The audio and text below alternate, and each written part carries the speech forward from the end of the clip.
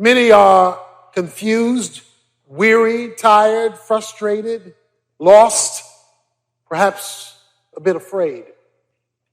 And so, in contemplating the concept of hope and believing that God is doing something even when nothing is happening, I was taken to three of the great verses of the Bible, verses that I have referred to on numerous occasions, but have never preached on. In a little book that if your pages get stuck, you'll never find it. In fact, some have been looking for it since the beginning of service. Habakkuk is a prophet who's confused. He's got some questions. The second verse of the first chapter, he says, "How long, O Lord? Will I call for help and you not hear me?" Anybody ever felt like that? God, you taking too long. Now, you know if the preacher feels, he's a prophet, if the preacher feels God is taking too long, what the congregation must think. He probably didn't say this on a Sunday morning when everybody could hear, because his job is to tell folk it's going to be all right. But in his own solemn assembly, he said, "How long?"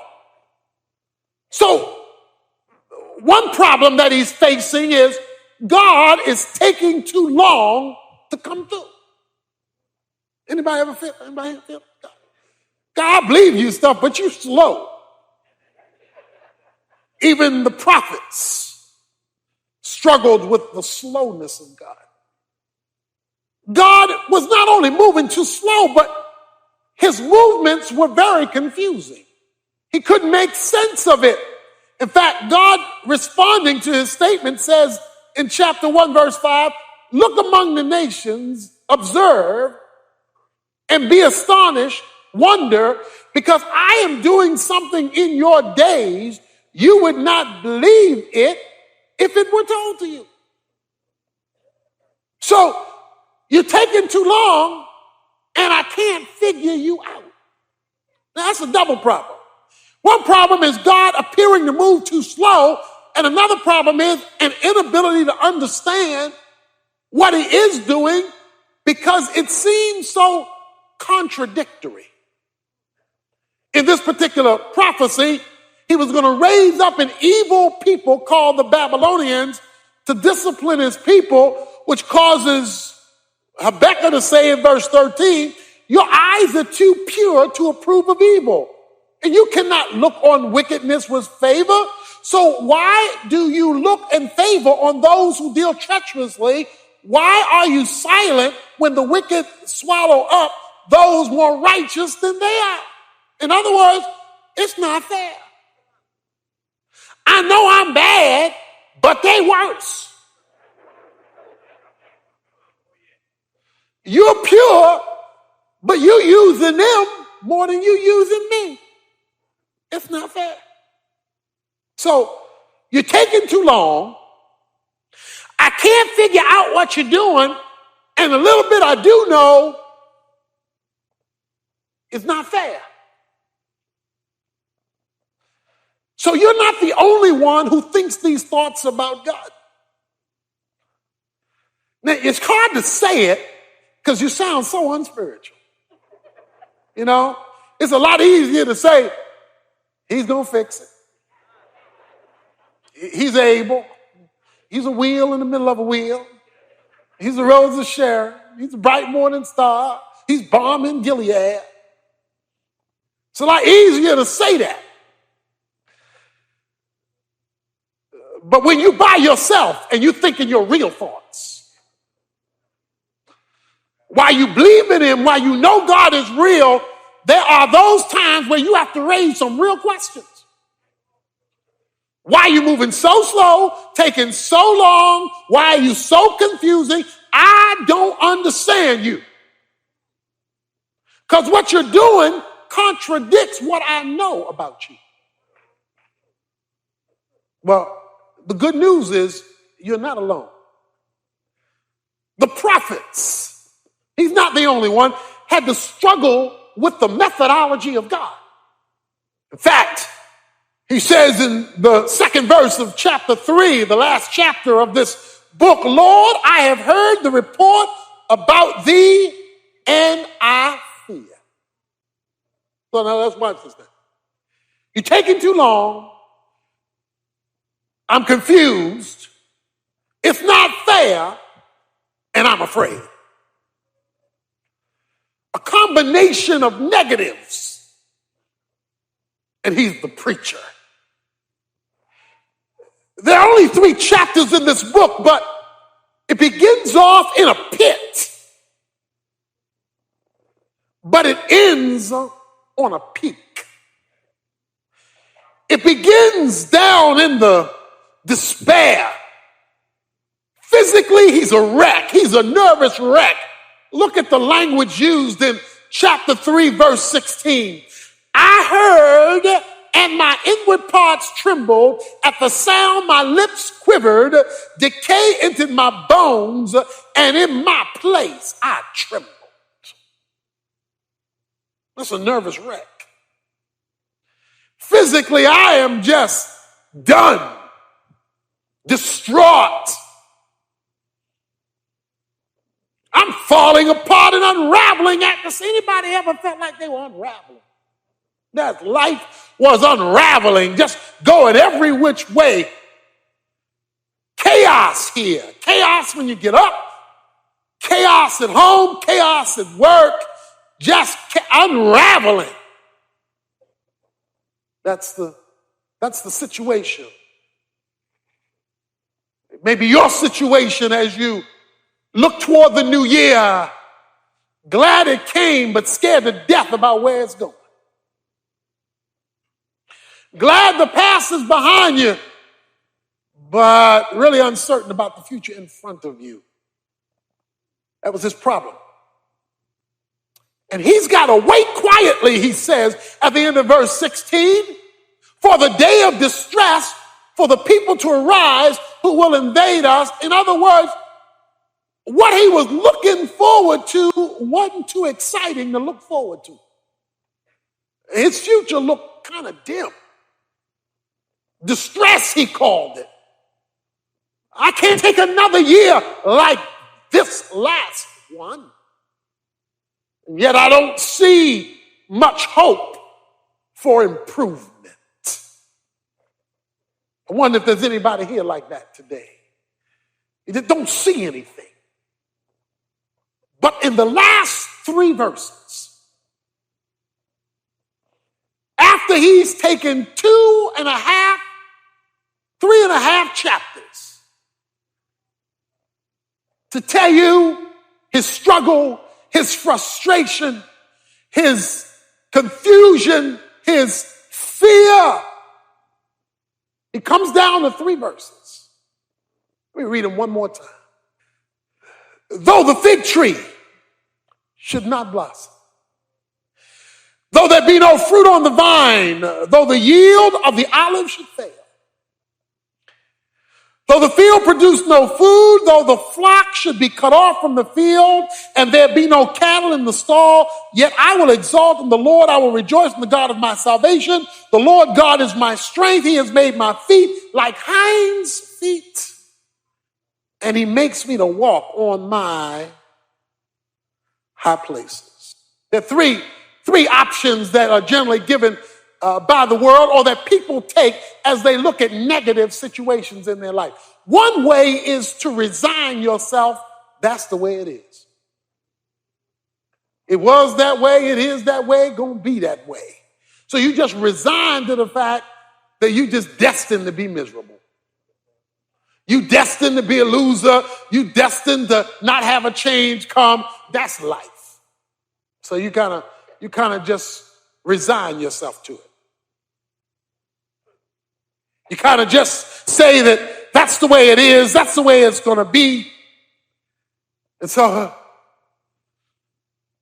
people who resign always let you know that they're in that resigning mode because they sigh a lot.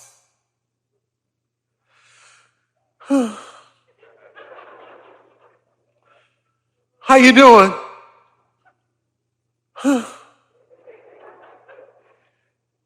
What's going on? They just resign.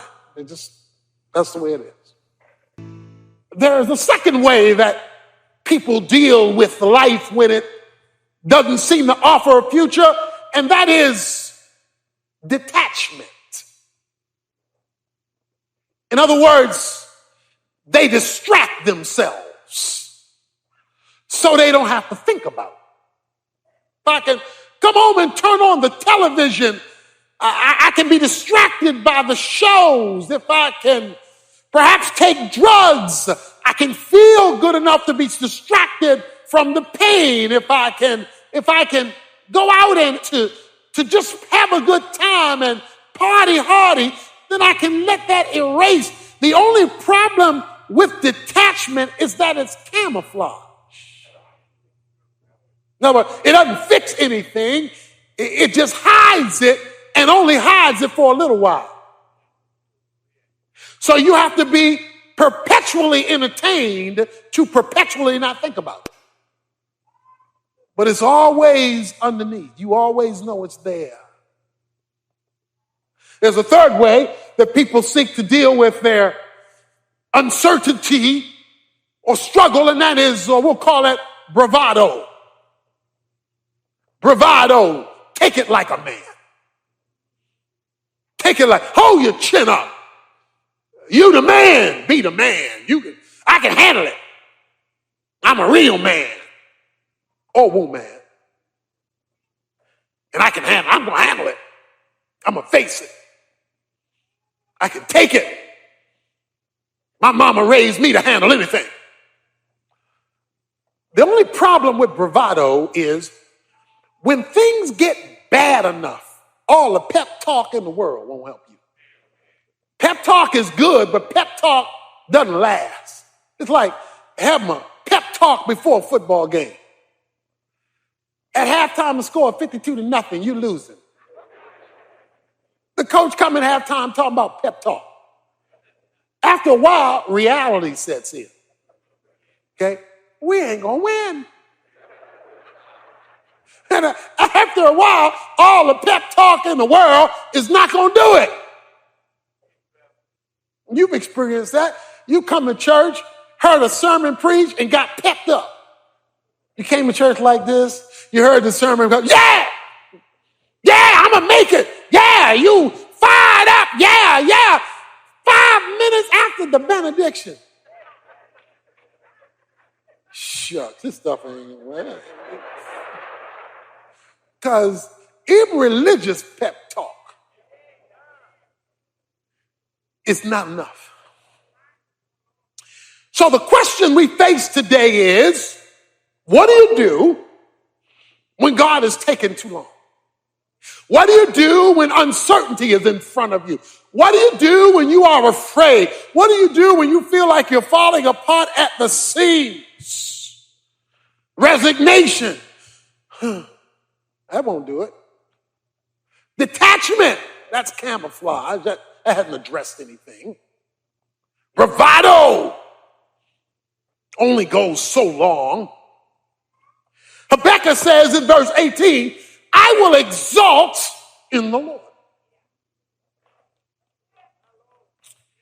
He says, even though I have my questions, even though I have my confusion, even though I don't see solution number one in sight, and even though God does not make sense, rather than pretend that nothing is wrong, I am going to exalt in the Lord. That is, I am going to trust in the reliability of God even when I can't see him or what he is doing. I am going to choose to believe in the reliability of God, even in the dark. Learning to trust God in the dark when you have no support for your faith other than who you know him to be. That is the only content you have. Who you know him to be. You appeal to two things: his character, what he is like, and his works, what he has already done for others, whether you or someone else in the past. People always say, I'm going to have faith, I'm going to have faith. That's never the question. The question is, in what? What is the object of faith? To believe is a meaningless term until you tell me what you are believing. You could say, I believe in Santa Claus. You could say, I believe in the tooth fairy. So your belief system is flawed. Belief only matters if the object has substance. We respond to our circumstances because our circumstances affect us. But he has to make a choice.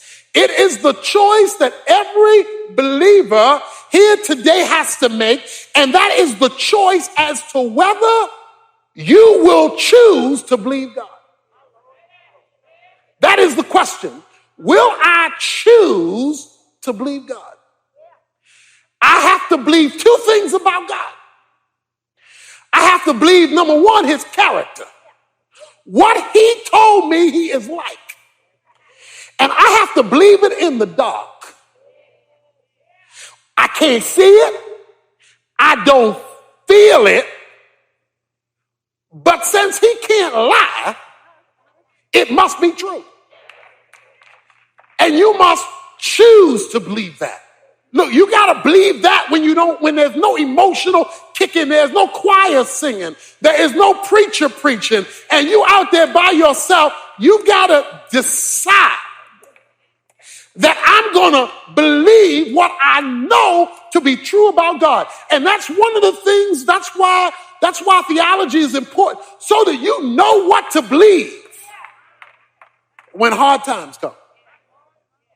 You've got to know that you can count on his character, that he is true, that he does have power, that he does have presence even when I do not feel him near, that he is there because he said so. And you got to choose to do that.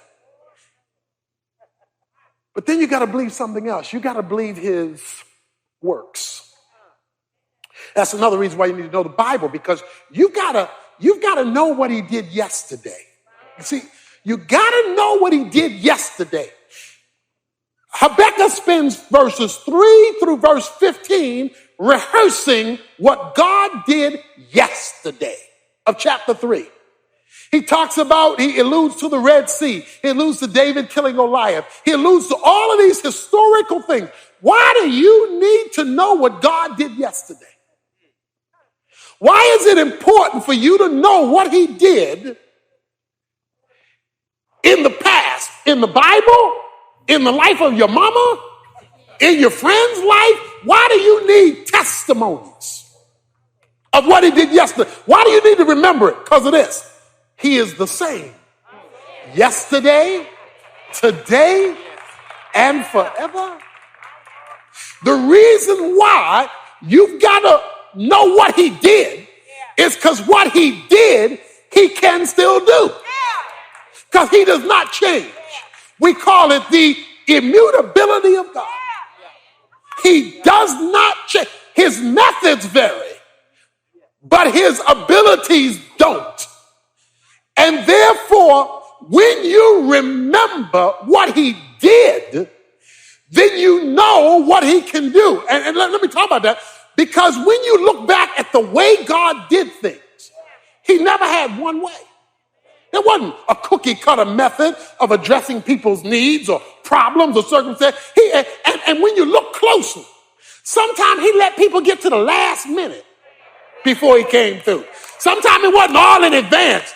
If you needed something December 31st, sometimes he waited till December 31st. He didn't show up in advance. He came just in the nick of time. You have to choose to trust God in the dark. When you can't see him, you don't feel him. There are no things that are whipping you up. You can't find anything to hang on to but what you know to be true about him. Habakkuk is a prophet who's confused. The second verse of the first chapter, he says, "How long, O Lord, will I call for help and you not hear me?" Anybody ever felt like that? One problem is God appearing to move too slow, and another problem is an inability to understand what he is doing because it seems so contradictory. In this particular prophecy, he was going to raise up an evil people called the Babylonians to discipline his people, which causes Habakkuk to say in verse 13, "Your eyes are too pure to approve of evil, and you cannot look on wickedness with favor. So why do you look in favor on those who deal treacherously? Why are you silent when the wicked swallow up those more righteous than they are?" In other words, it's not fair. I know I'm bad, but they worse. You're pure, but you using them more than you using me. It's not fair. So you're taking too long. I can't figure out what you're doing, and a little bit I do know is not fair. So you're not the only one who thinks these thoughts about God. There are only 3 chapters in this book, but it begins off in a pit, but it ends on a peak. It begins down in the despair. Physically, he's a wreck. He's a nervous wreck. Look at the language used in chapter 3, verse 16. "I heard, and my inward parts trembled. At the sound, my lips quivered. Decay entered my bones, and in my place, I trembled." Physically, I am just done, distraught. I'm falling apart and unraveling at this. Anybody ever felt like they were unraveling? That life was unraveling, just going every which way. Chaos here. Chaos when you get up. Chaos at home. Chaos at work. Just unraveling. That's the situation. But he has to make a choice. It is the choice that every believer here today has to make, and that is the choice as to whether you will choose to believe God. That he is true, that he does have power, that he does have presence even when I do not feel him near, that he is there because he said so. And you got to choose to do that. Look at chapter 2, verse 20. "But the Lord is in his holy temple. Let all the earth be silent before him." That means shut up. Be silent, that means be quiet. All right? The Lord is in his holy temple. Let all the earth be quiet. Now, to understand it, you got the verses before it talks about dumb idols that people look to for solutions. They can't speak, they can't talk. You have to set them up, break them down, and they are dumb. But the Lord is in his holy temple. Let all the earth, that's you and me, we on the earth, let all the earth be silent before him. Now, why do you need to know that? When you can't figure it out, don't get a headache over it. When you can't solve it, don't stay up all night trying to figure it out. God knows how to tell you what he wants you to know. And if he's not informed you of anything more than he has informed you of, you go to sleep and stop fussing, cussing, and complaining, and be silent before the Lord. In other words, let him do what he's going to do. Leave God alone. He is not a dumb idol. He is not a lifeless being. The Lord is in his holy temple. Let the earth be silent. What do you do in a temple? You worship. Look, in your confusion, you worship. In your lack of clarity, you worship. In your emptiness, you worship. In your despair, you worship. You simply say, Lord, all I can do is adore you in your temple because I have no explanation for anything that's going on right now. None. The Lord is in his holy temple. Let all the earth be silent before him. And so he calls for an act of faith. Matthew 6 says, be anxious for nothing. Because just as you can trust God for yesterday, in fact, you didn't even think you were going to make it till now, the way things look. You just say, if I got to go through another year like this, I'm not going to make it. Guess what? You made it. You here. Your problem may not be solved, but you here. I will exalt in the God of my salvation. You remember when you first started flying and it was turbulence? And how nervous that makes you? You know, plane go boom, boom, boom, jumping up and down. And you get a little uncomfortable with turbulence, you know? You know, especially if it's real bad in a storm and you don't know what's going on. See, the problem with a plane is you're not in control. That's the problem. I can handle a bumpy road.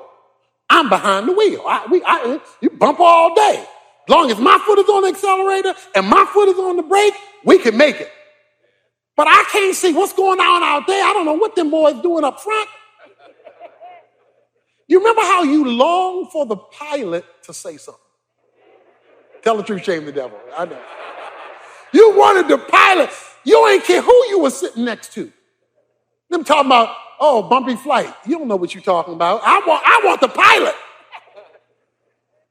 And when the pilot said, we are entering into rough air, you could, even though it was rough air, you could take a deep breath. Because he ain't come on and say, we crashing. He say, it's rough air. You heard the voice from up front, a voice you could not see. Entering into God's holy temple in your worship, when things are falling apart so that he can speak to your heart, won't change necessarily the bumpy air until it's time for smooth flying, but at least you know somebody up front has got it under control. Right? And so he says, I will exalt in the Lord. The Lord is in his holy temple. Let all the earth be silent, but before him. You're before him. You can't figure it out? Don't. God knows how to tell you what he wants you to know. Don't be getting a headache over stuff you can't change, stuff you can't fix. You go to the holy temple. He says, I will exalt in the Lord. I choose to do that. I like the way Psalm 34 says, Psalm 34, verses 4 to 7. He says, my fears look to him. My apprehension looked to him. I didn't just talk to everybody else about my distress. I pointed them to him. Right? My fears looked to him. And then it's preceded by the statement, fig tree should not blossom, no fruit on the vine, olive should fail, fields produce no food, flock should be cut off. But the key word is the word though. Somebody say though. Though. Let me give you a more contemporary word for though. Suppose. Even though this happens, suppose. How many folks spend a lot of time with suppose? Suppose this is cancer.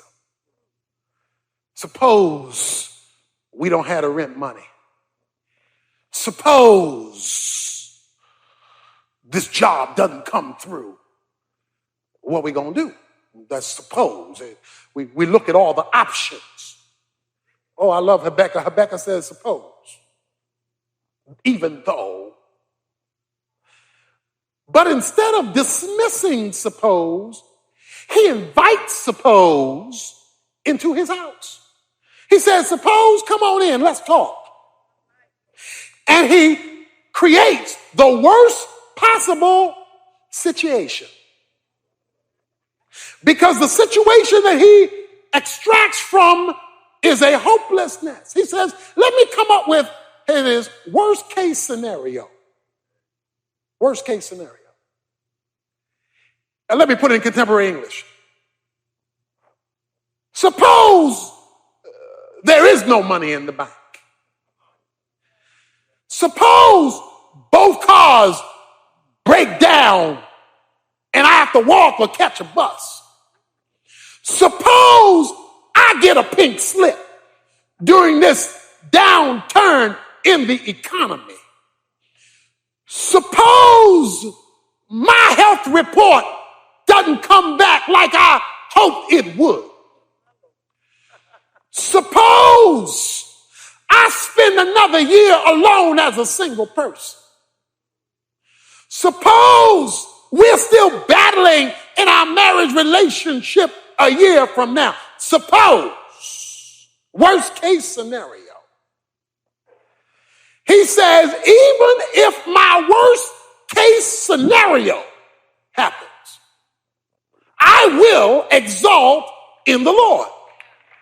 I make a choice that I am going to focus on who God is and what God has done. If you make it a conscious decision that I am going to rejoice in the Lord, what will you get out of it? What will come your way? What can you expect to benefit out of if you say you are going to rejoice in the Lord? If you say, I don't have a job, but I'm going to rejoice in the Lord. Things are going bad at home, I'm going to rejoice in the Lord. I'm still single another year, I'm going to rejoice in the Lord. I lost my job, I'm going to rejoice in the Lord. I choose to rejoice in the Lord. What is going to happen? Two things. You will now be controlled by joy and not happiness. Everybody want to be happy. There's nothing wrong with being happy. Don't get me wrong. I like happy. Happy is better than sad. Any day. It's just that life is full of both. What is the difference between joy and happiness? Happiness is feeling good because my circumstances are good. There's money in the bank, my cars are working, my health is good, I got the promotion, so I'm happy. The problem with happy is when stuff goes south, you go south with it. So that's why happiness is a roller coaster. It's up and down. But he says, I will find joy in the God of my salvation. Now, what's joy? Joy is inner stability and tranquility, regardless of external circumstances. In other words, joy is not dependent upon what's happening out there, only what's happening in here. And you can make it a long way with joy. You can go long distances with joy. As long as nobody takes your joy, you can handle bad economic times, bad health times, bad relational time, because you got your joy. When folks start messing with your joy, they've gone too deep into your life. He says, and joy comes from the Lord. That's why Paul says in Philippians, rejoice in the Lord always. And again, I say rejoice. When I see a miserable single and I see a happy single, the difference between the two is one has joy and one doesn't. They both have the same circumstance, but one has learned by choice to exalt in the Lord, the God of their salvation. It's no longer circumstantially driven. He gives the second benefit. He says, I not only get joy, the rejoicing, I get strength for the journey. Notice what he says, verse 19. The Lord is my strength, and he has made my feet like hinds' feet, and makes me walk on my high places. That'll preach. Watch this now. He's picturing a deer having to manage terrain as he climbs a mountain. These deers have to jump, sidestep, twist, turn in order to get up a steepy hill. But every deer that's raised in the mountain can do that because of their feet. They got quick-footedness, that they can move around obstacles or jump over obstacles until they reach the top, watch this now, of the mountain. Come on now, you know what a mountain is. A mountain is a situation that you have to climb. He says, when I rejoice in the Lord, something happened to my feet. I get hinds feet. I'm no longer doing this. I get light-footed. And I can move when my joy comes in and I exalt in the salvation. And he says, and as a result of that, I look back down and I'm on top of the mountain.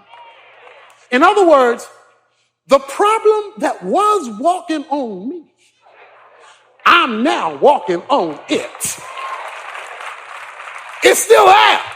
The mountain is still there. It says I'm climbing, and on my way up, stuff jump over here. I just twinkle toe it, move over here, or twinkle toe it, move over there, or jump out, and I get around that thing. And I keep on climbing till I get to the top. And I am on top of the mountain now.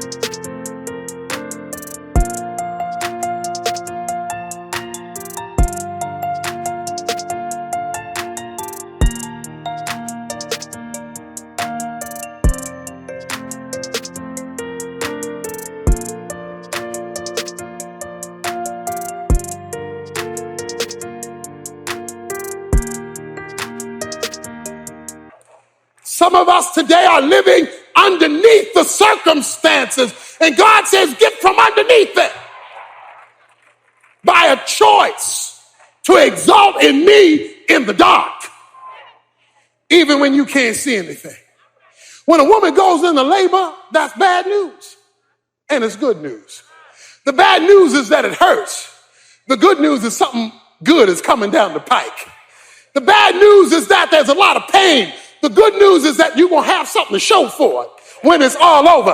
I can't tell you how long the labor is going to last, but I can tell you when the labor is over, you're going to have something good to show for all the pain you went through. And I don't know how long your pain's going to last, but when God gets finished, you're going to have a baby that you won't mind showing off that will give glory to him because he met you in your situation.